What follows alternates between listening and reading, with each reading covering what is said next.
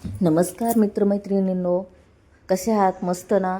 आपण आज झटपट साधी सोपी भरल्या वांग्याची रेसिपी करणार आहोत, म्हणजेच भरल्या वांग्याची भाजी.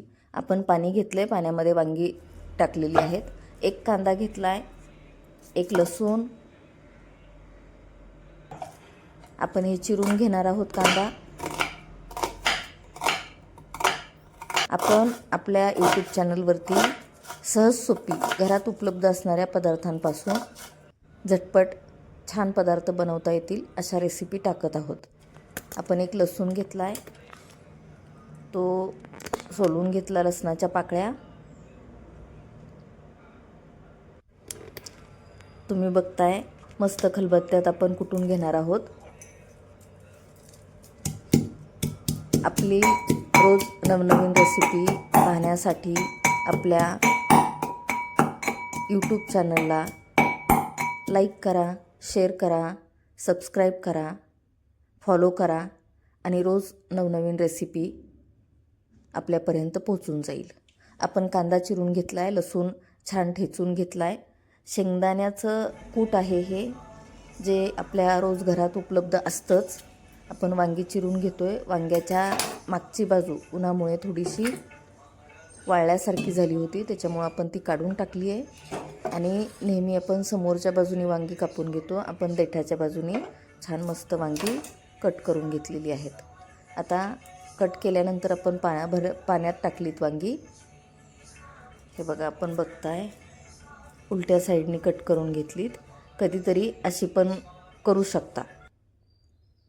आपण हे कांदा, त्याच्यातला अर्धा कांदा थोडासा बाजूला केला आहे. हळद टाकली, लाल मिरची पावडर, थोडासा कांदा मसाला टाकला आहे, धने पावडर. सर्व मसाले आपण कमी प्रमाणात वापरतो आहे.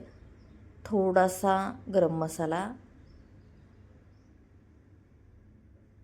ह्याच्यामध्ये आपण खूप जास्त काहीही टाकणार नाही आहे.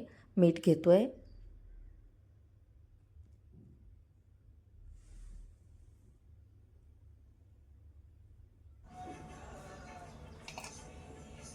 आपण थोडासा लसूण आणि थोडासा कांदा वेगळा ठेवला आहे, कारण आपण तो तेलामध्ये जिरं मोहरी टाकल्यानंतर फोडणीला टाकणार आहोत.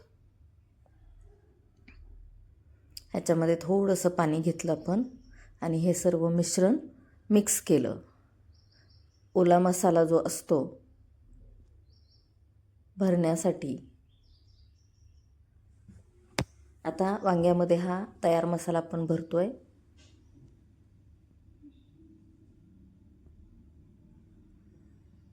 आपण सर्व वांग्यांमध्ये मसाला भरून झाला. थोडासा शिल्लक मसाला राहिलेला कांदा आणि लसूण ठेवलं आहे. आपण कढई घेतली, कढईमध्ये तेल टाकतो आहे. आता तेल आपण आपल्या आवडीप्रमाणे टाकू शकतो. कोणाला कमी लागतं, कोणाला जास्त लागतं, त्याप्रमाणे इच्छेप्रमाणे तेल टाकू शकतो. आपण मोहरी टाकली, जिरं पण टाकले. आपण त्याच्यामध्ये कांदा टाकतो आहे, लसूण टाकला. लसूणची पेस्ट आपण खलबत्त्यात केली ती टाकली आणि जे वाटण उरलेलं होतं तेही आपण टाकले. सर्व फोडणीमध्ये टाकलं आणि आपण परतून घेतोय.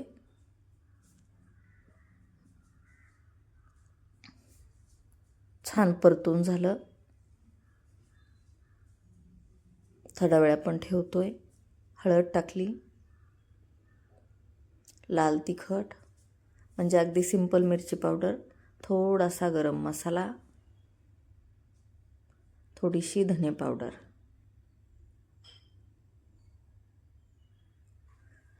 पुन्हा आपण छान परततोय. आता जे आपण वाटण कांदा लसूण टाकला होता त्याला छान तेल सुटलं आहे, रंग आला आहे.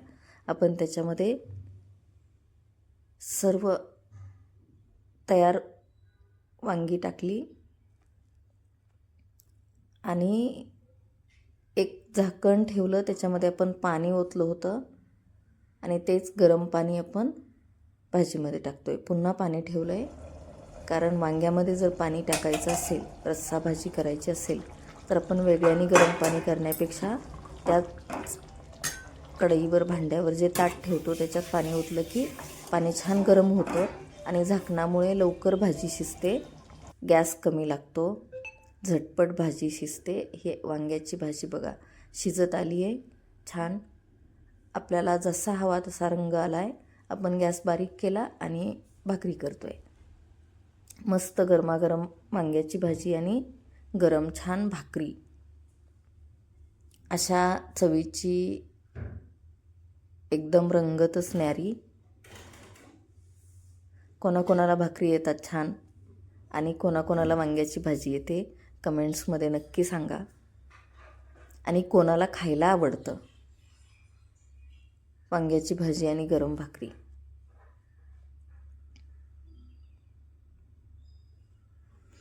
अशी भाकरी कोणाकोणाला येते सांगा.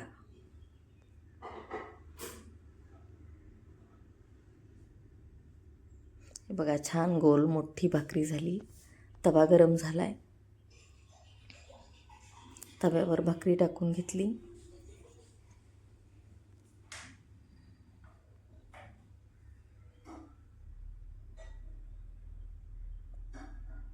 भाकरी लावताना हाताला सराव झाला की चटका बसत नाही भाकरीला पाणी लावत असताना.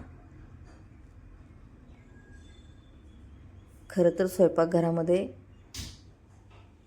आपली आवड आणि आपला रोजचा सरावच महत्त्वाचा असतो. झटपट कुठलीही रेसिपी बनवता येते. आपली भाकरी पण झालेली आहे आणि छान वांग्याची भाजी शिजलेली आहे मस्त. आपण आता ती खायला सर्व करणार आहोत एक छान प्लेटमध्ये.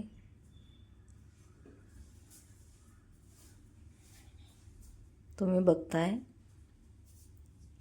रंग खूप छान आला आहे आणि असं वाटत नाही की आपण ह्याच्यामध्ये वाटण टाकलं नाही किंवा खूप मसाले टाकले नाही आहेत, असं काही वाटत नाही.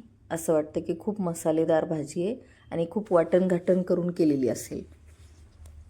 पण सहज सोपी कमी मसाल्यांमध्ये कुठलेही वाटण न वापरता भरल्या वांग्याची भाजी छान झालेली आहे. त्याची चव पण तेवढीच छान आहे. तुम्ही एकदा करून बघा.